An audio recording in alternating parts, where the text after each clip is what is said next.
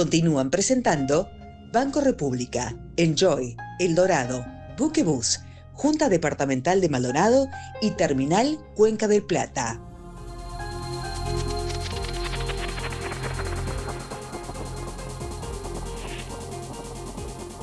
(23:15) seguimos en vivo esta noche con el candidato a la presidencia de la República por el Frente Amplio, el profesor Yamandú Orsi, pero por supuesto que estamos a través de la web, de nuestras plataformas y también a través de Montecable en Montevideo. Yamandú Orsi, el precio del dólar, ¿cuál sería para el Frente Amplio el precio del dólar más adecuado para no establecer desequilibrios macroeconómicos? Y ya entramos en el tema de la reforma, ¿no es así? Pero ustedes tienen, algunos dicen que es un programa, otros dicen que no es un programa, ¿no? Son las bases programáticas Frente Amplio 2025-2030 de unas 178 páginas. Pero no nos da diciembre del año pasado. Diciembre del año pasado. Ahora, ¿sabe lo que usted decía hace 5 años sobre el tema de los programas? Bueno, vamos a ver lo que decía en ese momento, con miras a un balotaje, el coordinador de la campaña del ex candidato Daniel Martínez, Yamandú Orsi, hoy candidato a la presidencia. Los programas son guía. Otra cosa es el plan de gobierno y otra cosa es la coyuntura que a uno le toca vivir, más en un mundo tan cambiante. Siempre los programas han sido las guías. A ver, analicemos cualquiera de los programas para atrás, incluso de que el Frente está en el gobierno, y hay cosas que se aplican y otras que no se logran aplicar y que no conviene de repente caminar por eso, que sé, por poner un ejemplo, el frigorífico nacional. Estaba no sé si está en este, ni me acuerdo, pero estuvo en los últimos programas y no. Como un ente testigo. Sí, pero a ver, no es real que lo que se aplica en una gestión de gobierno sea el programa. El programa es una guía. El programa es una guía, decía Yamandú Orsi, Fau, un gran amigo. Un amigo. Discúlpeme. Lo vi hace poco. Lo vi hace poco. Yamandú Orsi. Bueno, integró el Frente Amplio en su momento. Claro, Después en al Partido 99. Liberal. Pero bien, otro amigo, Yamandú. Decía usted hace 5 años atrás, los programas son una guía. Son guía. Es Bien. como la línea de la carretera que vos tenés al borde. Ahora, ¿todos los sectores del Frente Amplio le aceptan a usted que digan que esto es una guía o esto es la Biblia? Nunca es una Biblia. No, son las guías y por eso el programa va y viene y se discute y por eso el programa es muy difícil que uno lo pueda asimilar a la acción concreta que se hace. Si uno lo analiza, son visiones de puntería, como dije yo recién, son las líneas de una carretera que te obligan a no salirte de ahí, moverte en el escenario, y con la raya amarilla incluida, del transcurso de una gestión de gobierno. Las bases programáticas o programas son eso, históricamente han sido eso, a tal punto que una de las críticas que se le hace a los programas, con razón, pero no con razón, es obvio, es que es muy difícil encontrar propuestas concretas y aterrizables porque no marca eso, un programa no puede apuntar a eso. Pero sí te orienta y te empuja en un rumbo determinado del cual tenés que tratar de evitar salirte. Bien, ahora, usted hacía mención de aquel programa, y lo decía bien, que establecía la creación, como antiguamente existía, del frigorífico nacional, que lo planteó el Partido Comunista. Hoy también se incluye en estas bases, ¿no?, programáticas, la creación de una empresa pesquera, ¿no? Yo recuerdo a Wilson Ferreira Aldunate que decía, cuando existía la vieja ILPE, ¿no es así? Es el único país del mundo que tiene funcionarios públicos con una cañita de pescar, ¿no? Usaba ese ejemplo gracioso, irónico, como lo caracterizaba a Wilson Ferreira Aldunate. ¿Usted está de acuerdo, por ejemplo, con esto? Y mejor de lo que hoy tenemos tiene que ser, porque hoy no hay nada en la pesca. Está muerto. Está muerto. No sale un barco. Nada. Te lo dicen todo. Dueños y funcionarios, empleados, obreros, no está muerta. Salvo la pesca artesanal, el resto te dicen, vos hagan algo porque así no... veremos qué posibilidad hay, lo hablaremos con el equipo económico de las chances que tenemos de hacer algo de esto. Por supuesto que no soy de los que simpatizo con el agrandar el Estado por agrandarlo, pero algo hay que hacer medio urgente porque hoy no existe, es un rubro que no existe. Bien. Olvídate. Pero yendo a las bases programáticas, sin lugar a dudas que lo que suceda el próximo 27, es decir, dentro de muy pocos días, cómo quede estructurada la representación parlamentaria dentro del Frente Amplio, la correlación de fuerzas, Exacto. eso va a determinar fundamentalmente quién tendrá mayor peso en la instrumentación de lo que usted dice, Por supuesto. las bases programáticas son una guía, ¿no es Exacto. así? Y en ese sentido, el Partido Comunista claramente se vio en la elección interna, tenía diferencias con otros sectores, Claro. no con el Partido Socialista, porque hay evidentemente Hay una alianza una ahí. filosofía de alianza, como dice usted, pero sí con el movimiento de participación popular, con el sector de Vergara, sereñistas y con otros sectores. ¿Cómo se va a conjugar? Y yo no le quiero hacer una chicana, porque usted me conoce y nos conocemos, ¿no? Pero la pregunta es, el presidente de la República, si es Yamandú Orsi, ¿qué rol va a jugar en el ejercicio del mando presidencial? El que corresponde. Una cosa es la fuerza política, otra cosa es el gobierno. ¿Lo separa? Por supuesto.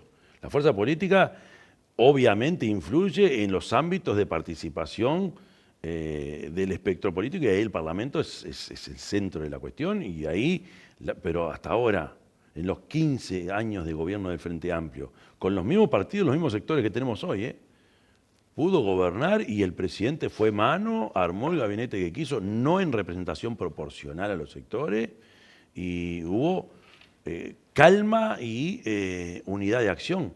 Pasó en todas las intendencias del Frente, yo tuve 20 años en la intendencia y siempre logramos acción unida en la Junta Departamental, pero también pasa en el Parlamento. Y por supuesto, si hay temas complejos, se discutirán en la fuerza política y yo los tendré en cuenta en la medida que ese es la base política de apoyo, pero entender o confundir fuerza política con gobierno es un error y hasta ahora ha ¿Usted funcionado mantendría bien. esa independencia? Pero Hasta acá el partido, hasta acá pero es una independencia, la presidencia. pero es una independencia muy particular. ¿Por qué? Porque uno es presidente de la República y se transforma en gobernante a partir de la acción de fuerzas políticas. Y por supuesto que yo necesito el respaldo de esa fuerza política porque es después la que articula en el Parlamento, porque la mayor parte de las decisiones tienen que tener un respaldo legal o normativo atrás.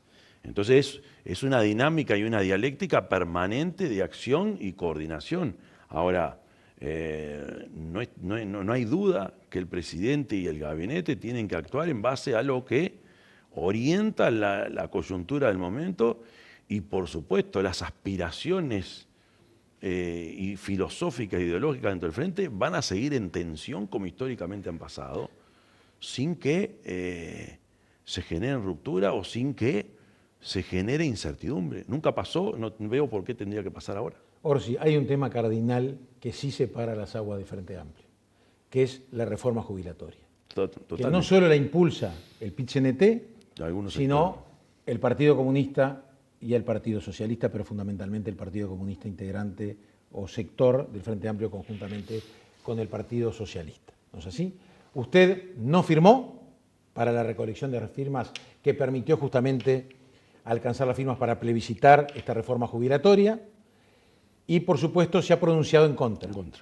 Pero no ha hecho campaña explícita en contra de la derogación de la ley. Me gustaría ver, para ilustrar y para que usted pueda contestar con mayor tranquilidad, esta encuesta color, ¿no?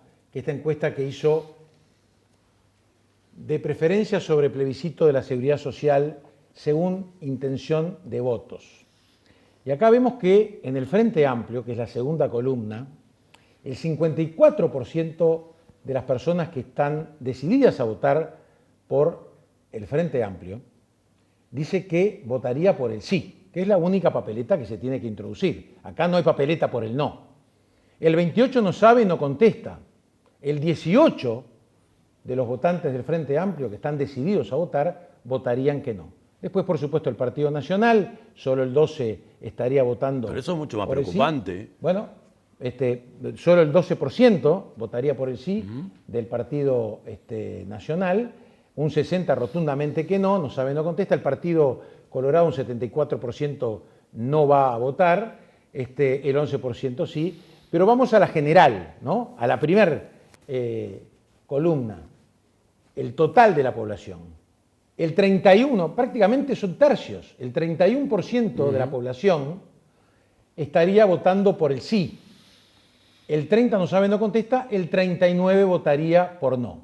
Esta es una primer columna, pero para yo formularle la pregunta que quiero hacerle esta noche y que me parece fundamental, vamos a otra noticia que la dio a conocer el semanario Búsqueda y que tenía en primera página hace 2 semanas nada más este titular en primera, el semanario Búsqueda, que dice: mayoría de quienes, dicen estar resueltos a votar la reforma impulsada por el PIT-CNT, creen que Orsi, Cose y Mujica la apoyan. Cuando usted dice que no la apoya, ¿no? Cuando el propio José Mujica ha dicho que sería un caos y que Carolina Cose, si bien firmó para la posibilidad de que se plebiscite, ha dicho que no la va a votar. Y vamos a este cuadro que fue justamente internamente el semanario Búsqueda de una encuesta que hizo en forma particular, pero que se filtró y la publicó el semanario Búsqueda con ese titular. Y acá vemos la intención de votos por bloque, por bloque. Y acá señalamos, muy desprolijamente, pero para que se entienda, las personas que están decididas a votar por el Frente Amplio, ¿no es así? Que el 55% piensan, de los frente amplistas, piensan que Orsi está a favor de la derogación de la ley. 55. Frente amplistas que van a votar al Frente Amplio sostienen que Mujica, el 57% piensan que Mujica también está a favor por derogar. Y el 48% de los frente amplistas que van a votar al Frente Amplio consideran que Cose está también a favor de la derogación de la ley. Entonces, Peor que la derogación de la ley. Yamandú Orsi, la pregunta es, antes de entrar en los inconvenientes que traería esta derogación, ¿no sería más responsable que las 3 figuras principales hoy, Orsi, Mujica y por supuesto la candidata a la vicepresidencia, salga lisa y llanamente a hacer campaña para que no se vote la derogación de la ley? En realidad no es un tema, no es solo una derogación de la ley, es más complejo, es derogación de todo un sistema. El plebiscito barre no con la ley actual, sino también con Con más el anterior. razón, ya lo empezamos a desglosar. Nosotros hemos recorrido cerca de 90 localidades del país y en todas hacemos conferencia de prensa. En todas me preguntan sobre el plebiscito. Siempre, desde el día cero, yo he dicho lo que pienso. Considero que es inconveniente, que no nos conduce a un buen camino y que, al revés, es negativo. Lo digo siempre. Y nunca he ocultado mi desconformidad. Disconformidad con algo que no cumple con el objetivo que se traza y al revés, complejiza mucho más la situación. O sea, yo lo he dicho siempre. De repente hay gente que piensa que deberíamos no hablar mucho. La libertad de acción que el Frente tuvo que resolver porque no llegamos a acuerdo. De verdad, es una contradicción que tenemos en la interna, sin duda.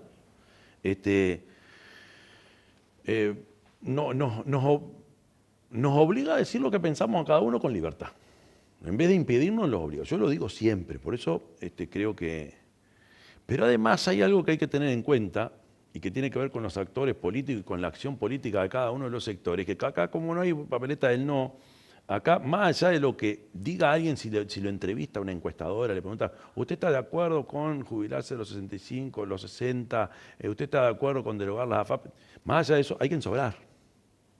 Y eso es una acción política clara. Por eso cuando veía las cifras de los partidos tradicionales, los partidos, perdón, de la coalición, a mí me llama mucho la atención, muchísimo la atención, que haciendo campaña tan fuerte como están haciendo, tengan gente convencida de ir a contrapelo, no solo de la oposición, que en mi caso es lo mismo, sino de una campaña. Entonces yo creo que la mejor acción o la mejor campaña sobre lo que uno piensa o sobre lo que los sectores políticos piensan dentro del Frente Amplio es ensobrar o no ensobrar. Entonces, yo creo que no están dadas las condiciones para que salga porque el espectro político que ensobra es mayoritario, que no ensobra bastante mayoritario. Entonces, yo no tengo ningún inconveniente en decir siempre lo que considero y a medida que pasan los días y la gente va a tener que resolver, porque aparte hay otra papeleta más del sí, que es otro sí, al uruguayo le gusta asegurar su voto. Pero acá estamos hablando del blanco y negro. Claro, pero... Blanco y negro, pero la reforma jubilatoria. Pero la política es la política. ¿Sí? Y las consecuencias se tienen si a la hora de abrir las urnas hay mayoritariamente las papeletas del sí o no las hay. Y eso es una acción política clara, concreta, que es ensobrar o no ensobrar. Bien, vayamos a los tres aspectos fundamentales, ¿no? La primera, por ejemplo, es que se derogan las AFAPs, que se deroga las administradoras de los fondos de pensión, que hoy tienen entre 23.000 y 24.000 millones de dólares de aproximadamente 1 millón de uruguayos. ¿No es así? Y que eso, en caso de derogarse, va a un fideicomiso al Banco de Previsión Social. ¿Para qué? Para lo segundo, es decir, los 65 años de jubilación vuelven a los 60. Hoy prácticamente Europa está en 65, 67 y 68, por lo que decía usted al principio, baja la natalidad y obviamente la expectativa de vida, crece y crece. Obviamente que por cada activo va a haber muchas más personas que no son activas. Es decir, ¿cómo se financia? Porque obviamente que a una persona le dicen no te querés jubilar a los 60, no querés asimilar, y vamos al tercer punto, el salario mínimo nacional que hoy está en 22.800, las jubilaciones. Ahí está, llevarlo al salario mínimo nacional a 28.000. O sea, por supuesto que es altamente tentador, pero ¿eso se sustenta en el tiempo? Claro que no. ¿Cuáles son las situaciones, y no le quiero usar adjetivos, póngalo usted como candidato a la presidencia, las medidas contraproducentes que le provocarían al Estado uruguayo, no solo desde el punto de vista de imagen internacional, del no respeto a lo establecido, sino también a la economía en todos sus aspectos? A ver.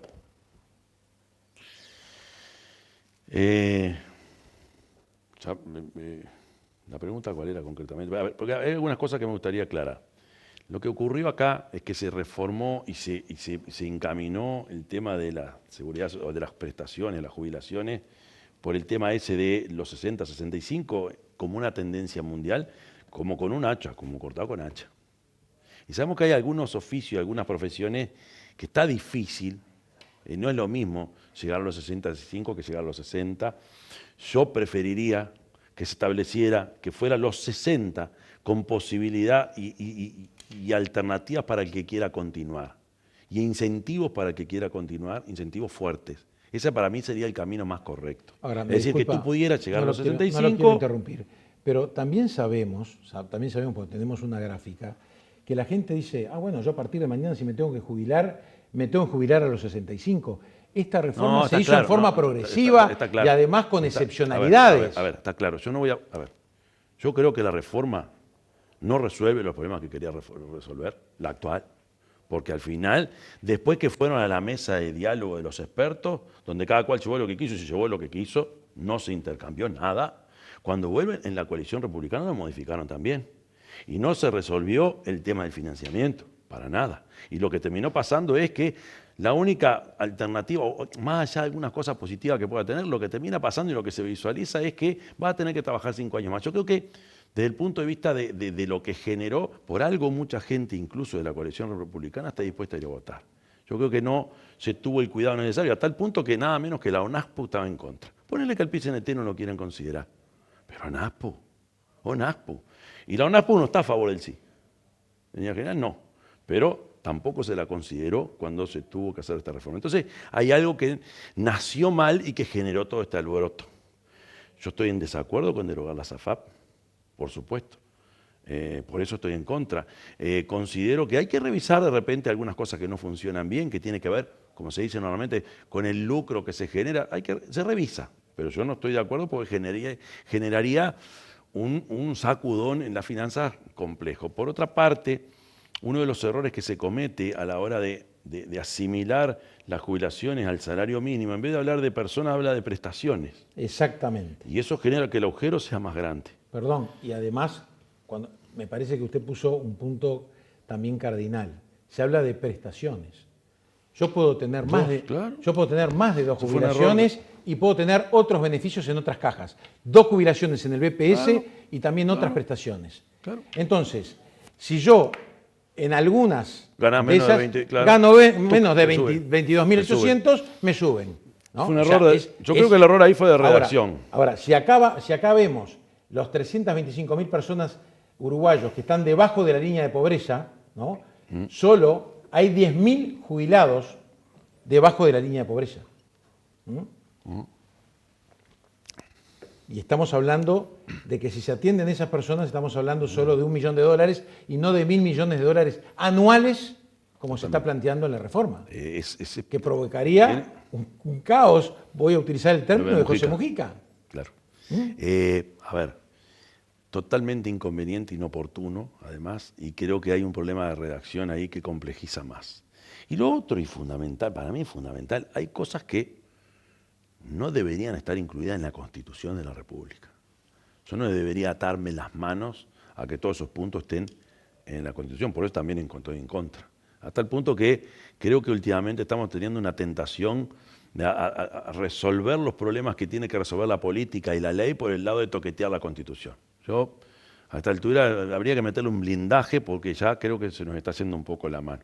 Entonces, considero que es inconveniente, lo manifiesto una y otra vez, considero que esta reforma jubilatoria que se planteó en este periodo de gobierno dejó mucha gente contrariada, enojada, porque generó ruidos. Por ejemplo, si yo voy a extender la edad de jubilación, tengo que generar el colchón para aquellos que de repente no cumplen. Ojo que con la reforma tampoco, eso de los 60 y los 30, 60 años cumplidos y los 30 años de trabajo, no sé cuánta gente lo puede cumplir tampoco. O sea que también es medio como encorsetado. Una cosa que te encorseta. Entonces, y después está lo otro que sí genera alguna dificultad, que es, nosotros venimos con reglas de juego o con un sistema de pensiones y de jubilaciones que tiene reglas y que de golpe se cortan, y eso genera una ruptura en lo que ha sido la tradición uruguaya de mantener y el cumplimiento de las reglas establecidas. O sea, que se genera algo que no es frecuente en Uruguay. Más allá, y eso es importante tenerlo en cuenta, que lo que resuelve el soberano, el ciudadano, no hay mejor garantía para quien quiera pensar en Uruguay que saber que también se cumple, y se cumple fundamentalmente la voluntad del soberano. Por lo tanto, lo mejor en este caso, y te agradezco que tú me lo plantees, es que cada cual digamos lo que pensamos y lo podamos decir con tranquilidad y sin corset. Más allá de que el Frente resolvió dejar en libertad de acción y no instalar en clave de campaña electoral central el tema, ni el sí ni el no, por decirlo de alguna forma, yo no tengo ningún empacho en reconocer que el camino que hay que recorrer es otro, entendiendo la seguridad social como algo bastante más amplio que el tema de las jubilaciones o las prestaciones, y que incluye desde el sistema de cuidados, por supuesto, a lo que son después los beneficios, ya sea por vejez o por años de trabajo. Claro, porque está claro que acá hay una inequidad de estos 10.000 jubilados que están por debajo del salario mínimo nacional, y que sin duda se podrían contemplar, ¿no es así? Se podrían contemplar, claro. pero no a la cantidad de jubilados que muchos de ellos tienen más de una prestación, como dice la papeleta, Hay un error por de- algo, y yo le pregunto, ¿no considera que la papeleta también, yo sé que es una pregunta difícil para usted políticamente, internamente, pero no es engañosa? Cuando se habla de Tan prestaciones, entreverada, tan entreverada. Tan entreverada, y eso ya lo discutí con mis compañeros, no, está mal redactado. ¿es engañosa o no es engañosa para usted? Para el ciudadano común. Para mí está clarísima. Y eso es lo que más me preocupa, que dice prestaciones en vez de decir persona. Bien.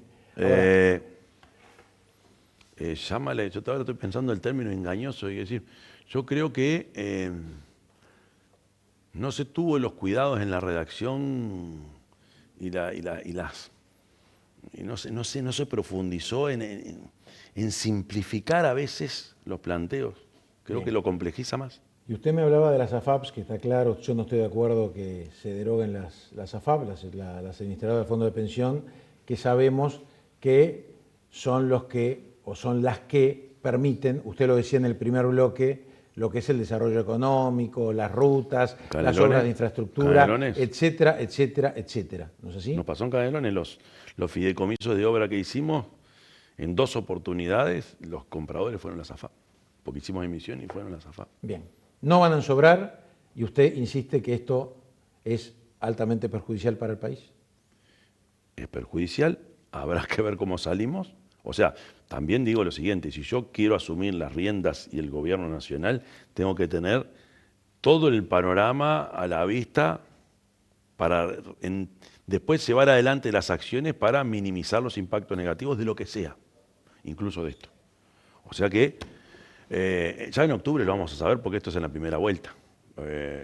Yo pretendo de que no salga favorable, pero tenemos que tener claro que cualquiera sea el escenario, tenemos que tener acuerdos como para salir del paso si considero que no va a salir porque me parece que no existe la maquinaria sectorial como para que salga. Pero como no es conveniente para el país, sería beneficioso recorrer otro camino que nosotros planteamos que es el del diálogo social, donde todos los actores que tienen que ver hagan su aporte a un complejo sistema de seguridad. Porque usted hablaba también del ajuste o la mejora salarial, ¿no? O sea, de las relaciones laborales.